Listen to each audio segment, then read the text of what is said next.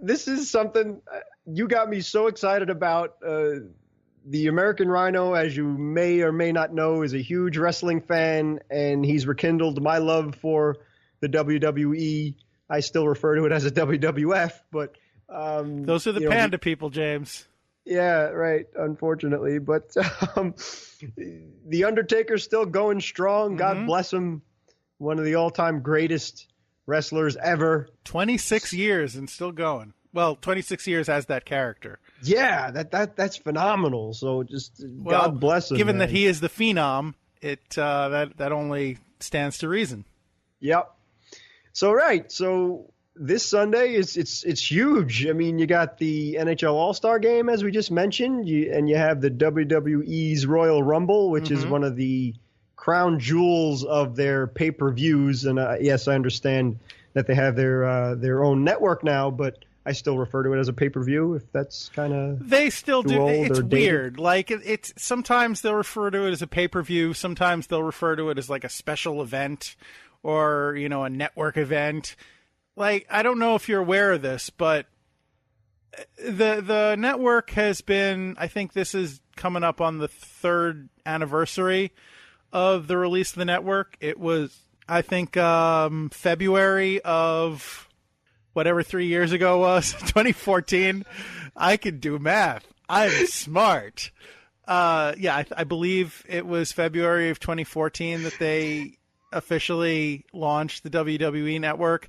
And there was a period there, maybe a year in or so, when they were marketing it. And every week on Raw, the announcers would literally say, "Oh, if you order it on pay-per-view, you're going to pay $60. But if you subscribe to the network, you pay $9.99. What kind of an idiot is going to order it on pay-per-view?" Like, that's good. You should insult your fan base. That's a sound business strategy. Every week. Well, maybe it worked, but Gary is so generous that he's invited some of us over to enjoy the Royal Rumble. I'll just refer to it as the event itself and not pay-per-view, which, again, I'm kind of dating myself. No, that's fine. I think this is the 30th Royal Rumble, too. I believe you're right. So really cool stuff. So looking forward to it, but it just so happens to be against the NHL All-Star Game. But, we're a little torn, but God bless DVRs and things like that. So, sorry, James. No, all I was going to say was I know we haven't talked wrestling on this show in a while. And if you are a fan of wrestling, then, here's a little bone that we're throwing to you, I guess, as well as ourselves. And if you're not a fan of wrestling, how often do we do this? Just bear with us, okay? At the absolute worst, just fast forward a little while in the show, whatever. But it's not going to kill you to listen to our little wrestling silliness segment. It's great. And please, Gary is too humble. He came up with this brilliant idea, and here we'll lay it out for you right now. So don't tune out just yet. Just like the WWE, I am going to chastise our listeners. Yeah. I just ridiculed them for doing that, and now I'm going to turn around and lecture you because I have no sense. You teach by example. So do as I say, not as I do. That's right.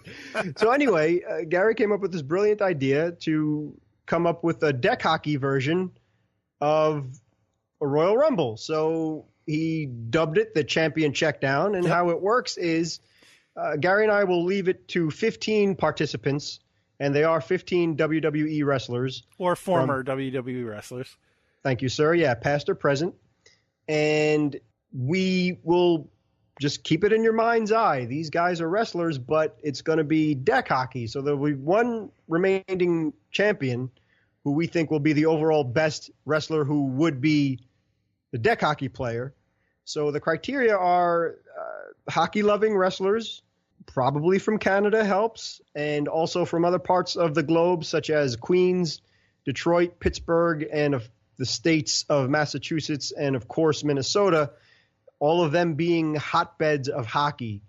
So we kind of narrowed it down there to get wrestlers from those points of the world.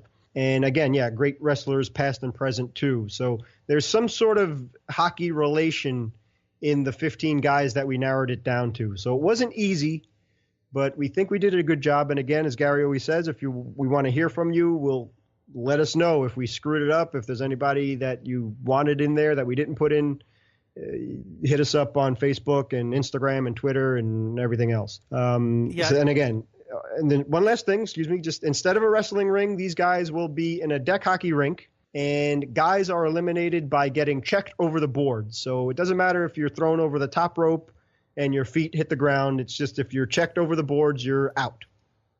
Yeah, and I just to apologize real quick. I have no idea how this thing is going to go. We totally threw this thing together. I didn't think it out very well. James did a great job in assembling a list of wrestlers who would be players, but I think this is just going to be some kind of fantasy off the top of our head scenario where we're going to throw back and forth how we think this thing is going to unfold. So just, again, bear with us, and if we totally screw the pooch on this one, just, again, how often do we do this? So all right. The way that it works in the Royal Rumble is that two wrestlers start the match, and then a new wrestler comes down to the ring every 90 seconds and joins them, and people get eliminated as the match goes on. So in the same spirit, we're going to have a couple of guys, I guess, start out, let's say, going for the puck and trying to jostle each other around and knock each other over the boards, and just have others progress down as it goes along. So I guess I think the two that we're going to start off with is James. We're going to start off with the man who carries his own hockey stick around with him. Exactly right. So number one, getting the horrible spot of the number one in the Royal Rumble, none other than Hacksaw Jim Duggan himself. Ho! And exactly, the criteria there being, as Gary said, he has his 2x4, which could be used as a deck hockey stick. Yep. So he's always ready to go. And a foreign object. Whatever. It's a twofer. There you go. Unfortunately, he's going to be squaring off against the current WWE Universal Champion, Mr. Kevin Owens, who is from Quebec and probably isn't very happy with my impression from earlier. So I'm going to stay off the ring while they battle this one out. Yeah, Gary and I will be safely perched up in the broadcast booth, so calling the play-by-plays. I got to tell you, even with the 2x4, I like Kevin Owens' chances because he's very nimble. He's a solidly built guy, and poor Hacksaw just isn't in the shape he used to be. Exactly. So, and we're not going to wait 90 seconds between guys either. So we'll just kind of either. That would make for a very boring podcast, I think. Yeah. So yeah, Duggan's kind of getting chased around the rink by Owens right now. So maybe time to let a third guy come in to make things a bit more interesting. Oh, here comes. I guess I don't even. I was out of watching wrestling for so long. I don't even remember what his nicknames were. But Christian. He's just called Christian. He had one name, like Cher or Madonna. He's just Christian. He's from Canada. He's something of a small guy. I don't really like his chances either. But honestly, he just he's charging out. He's trying. He's not doing very well. Poor guy. Why don't we give Christian a little help? Why don't we bring out the man after whom a hockey team was named? James, go ahead. Thank you, sir. The best there is, the best there was, the best there ever will be, Bret the Hitman Hart. Yep, out comes the Hitman.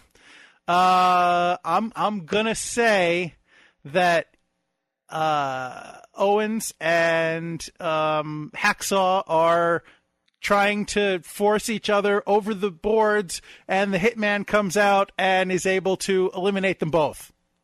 Oh, Nice. Yep. All right. So cross off the list. Yep. And that just leaves Christian and the Hitman together. And frankly, even in his current condition, I like Bret Hart's chances. Unfortunately,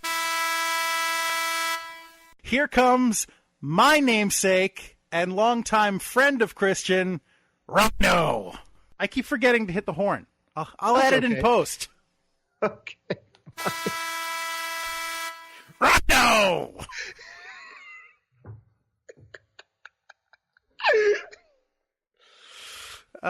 James, are you comfortable with Rhino goring a legend like Hitman? I don't know if I'm comfortable with that. Yeah, geez, between the sharpshooter and being gored, I don't know, man. Maybe Hitman's crafty enough to get Christian in the middle of it, so we'll see. Okay, yeah, well, maybe. You know what? Hitman's crafty enough to pull Christian in front of him and get him gored. Exactly. So let's say he's just kind of taken out, laying in the corner. He's nobody's eliminated at the moment, but they're just having a stare down, and they continue to stare each other down when suddenly we get the son of an NHL player, a New York Ranger. It's Y2J Chris Jericho coming out. And this is a man who has some actual hockey ability. Not a lot. I mean, there's a reason he went into wrestling, but he has some. And a great finisher, too. So the Walls of Jericho, that's interesting. Yeah, I don't know if that's going to get anybody over the rope, but over the boards. But, you know, it does put people in compromising positions, so there's that. Does he have his list with him? Is he keeping score? The list of Jericho, yes. He's keeping score of who's been eliminated. Okay, cool. So right now in the arena of the DEK arena, we have Christian, Hitman, Rhino, and Jericho. Yes, indeed. But I think possibly the most formidable person on this entire list, the premier hockey associated wrestler, is about to enter the fray. Here comes the Goon! Oh, no. Oh, and the Goon has jumped over the boards and immediately been clotheslined back over the boards. Oh, that was a very short showing. As well it should have been. Go back under the rock that you came from. Wah, wah, wah. So we still have 4 remaining participants in there with 3 eliminated. Mm-hmm. And I think that's about to change because the man who's coming in is quite formidable in his own right.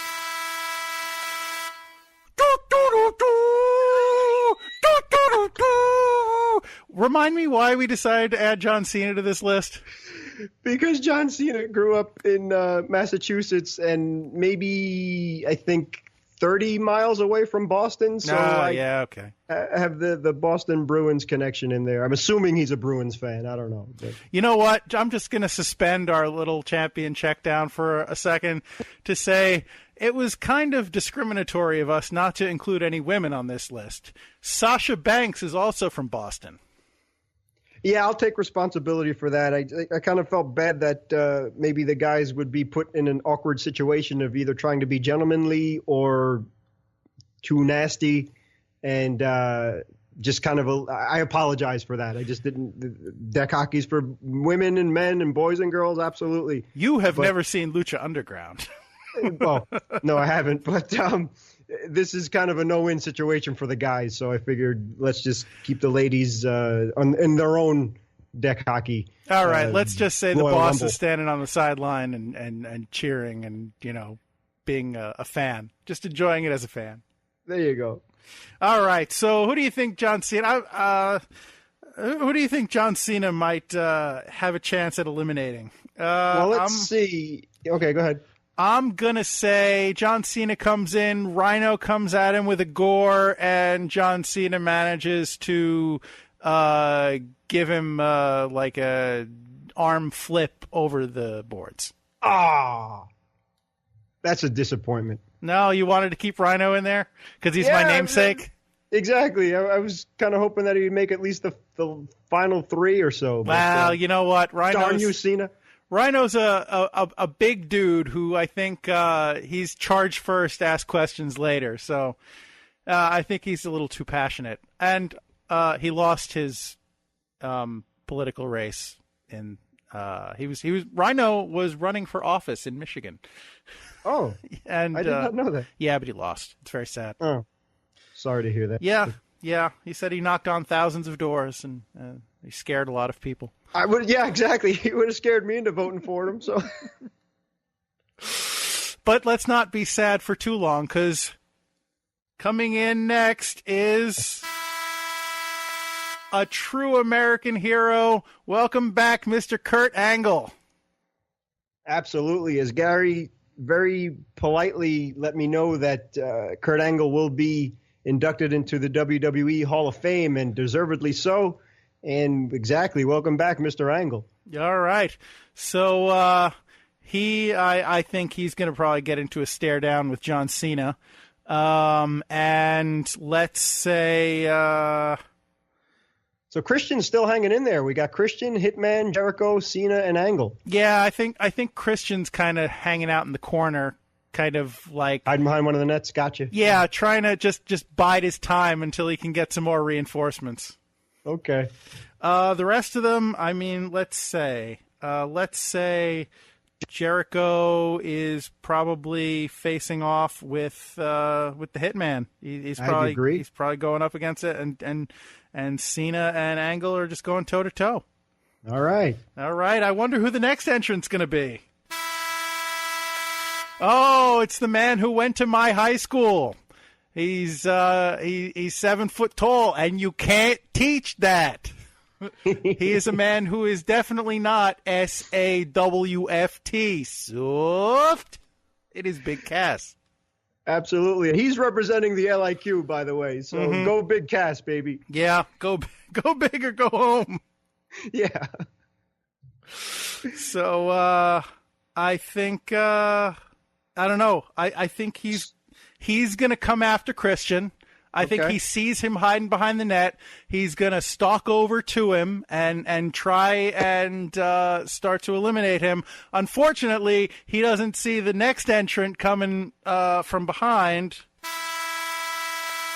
who is the rated R superstar and former partner and best friend of Christian, Edge.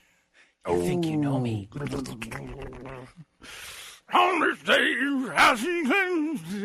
People who don't follow wrestling, who are listening to this, have no idea what we're talking about. They think we've lost our minds, and maybe we have. But that means nothing for now. Unfortunately for Big Cass, Edge is going to spear him clean over the boards. Oh, dang it. Yeah, it's unfortunate. So we're left with Christian, Hitman, Jericho, Cena, Angle, and Edge.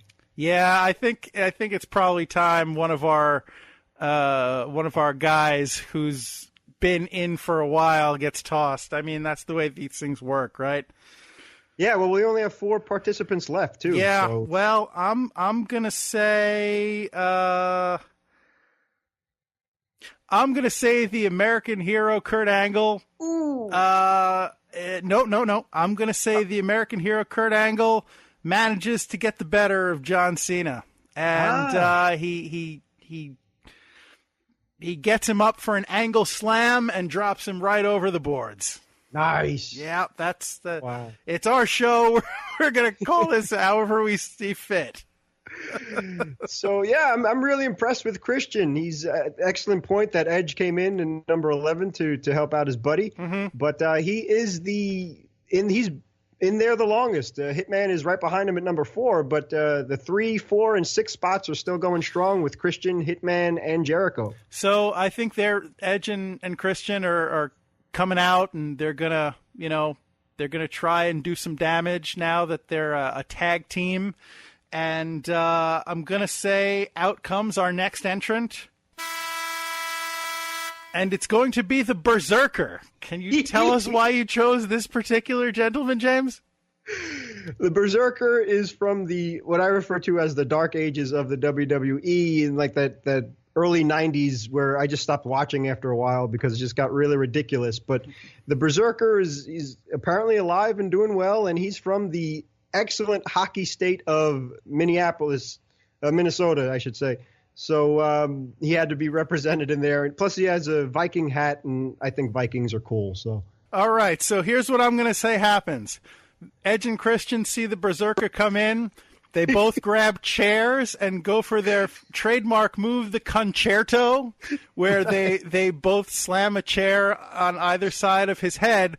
Unfortunately for them, the Berserker slips and falls, and they wind up slamming the chairs into each other, knocking themselves silly, at which point the Hitman comes up from behind and eliminates Berserker. Well, Edge and Christian are just kind of laying unconscious on the deck.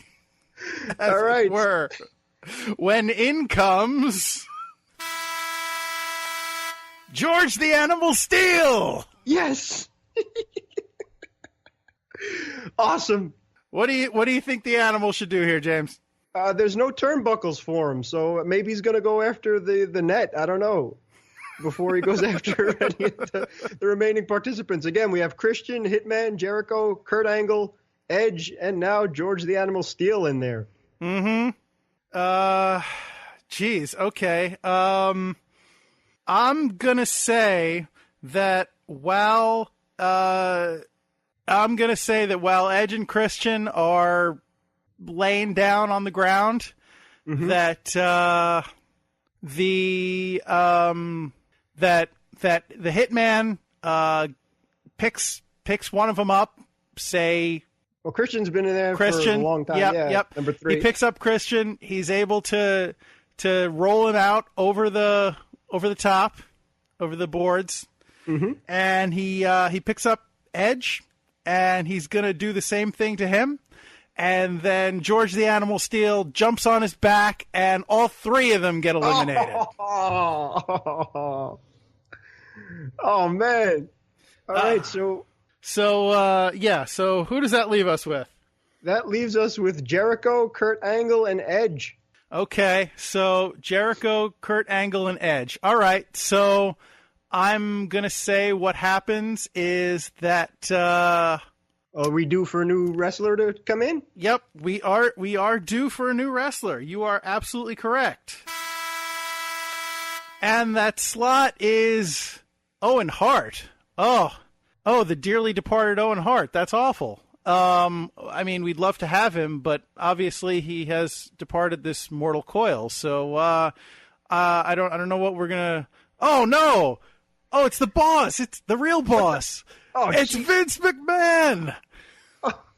He has opted to take Owen Hart's spot. That is dastardly. And unfortunately, he is worthy of this event because, as you and I discovered today, Vince McMahon actually owned a hockey team before he owned the WWF. Talk about a loophole, man. Yeah, so he has snuck his way into this contest.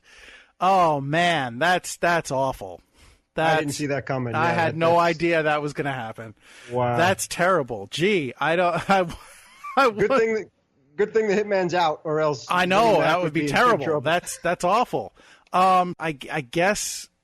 Oh man. Well, so we got Jericho, we got Angle, we got Edge, and the boss. Well, there's only one spot left. Let's see who the last entrant is. Oh, it's the Dead Man. Yes, it is. It is my favorite and James's very, very, very beloved wrestler, the Undertaker. And Vince just looks terrified. He's standing there at the boards and he doesn't know what to do. Oh, but here comes the Hitman from the back, and he grabs Vince from behind and hauls him back over the boards. Nice. Oh man, who saw that coming? Well done. Yeah, he got his revenge at long last. Good job. So now we got Jericho, Angle, Edge, and the Dead Man. Yep. I'm gonna say no. Edge, right? Edge was eliminated. Edge was eliminated with Hitman and the Berserker. Not the Berserker, Steel, the Animal. Thank you. Excuse me. So Jericho, Angle, and Undertaker. Yep. And I'm gonna say that Angle has managed to knock Jericho out cold, and he's kind of laying unconscious in the net. And so it's just a face-off between Kurt Angle and the Undertaker. And I want to say that they go at it hammer and tongs for a while, and they eventually the Undertaker manages to get the best of the American hero, and he picks him up for a last ride, and he throws him out over the boards. It's true. It's true. Oh, unfortunately, the Undertaker didn't see Jericho coming out from nowhere. No way. I don't know. Is he gonna?